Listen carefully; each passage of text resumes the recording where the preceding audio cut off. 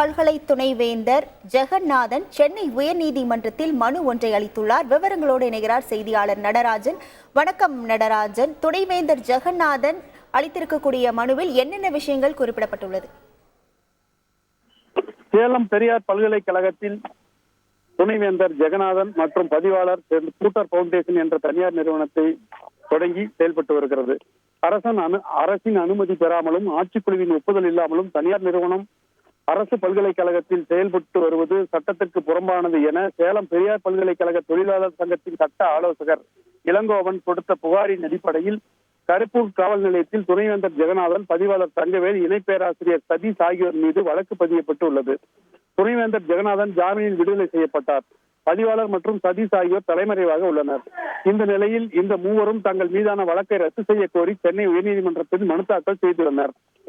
துணைவேந்தர் தாக்கல் செய்துள்ள மனு நீதிபதி ஆனந்த் வெங்கடேஷ் முன் வரும் 18ஆம் தேதி விசாரணைக்கு வருகிறது.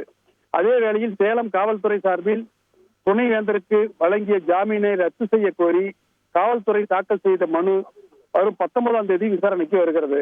ஏற்கனவே பெரியார் பல்கலைக்கழகத்தில் பேராசிரியர் ஒருவர் மீது முதல் தகவல் அறிக்கை தாக்கல் செய்யப்பட்ட காரணத்தால் பணியிடை நீக்கம் செய்யப்பட்ட ஆசிரியர் சங்க செயலாளர் பிரேம்குமார் இன்னும் பணியிடை நீக்கத்தில் தொடர்கிறார்.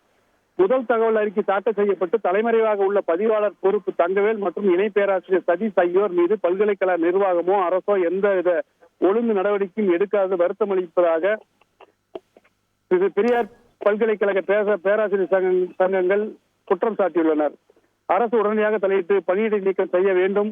மேலும் துணைவேந்தர் பணியில் இருக்கும் பொழுது துறைகளுக்கு திடீரென ஆய்வு செய்துள்ளதாக அறிகிறோம். விடுமுறை நாட்களில் ஆய்வு செய்வது ஏற்புடையதல்ல. சாட்சிகளை அளிக்க இது மாதிரியான நடவடிக்கைகள் வாய்ப்பாக அமையும் என்பதால் காவல்துறை விசாரணைக்கு உட்படுத்தப்பட்ட இடங்களை போலீசார் பொறுப்பில் எடுத்துக் கொள்ள வேண்டும் என சேலம் பெரியார் பல்கலைக்கழக ஆசிரியர் சங்கத்தின் சார்பில் தமிழக அரசு கடிதம் அனுப்பியுள்ளனர். உங்கள் முழு விவரங்களுக்கு நன்றி நடராஜன்.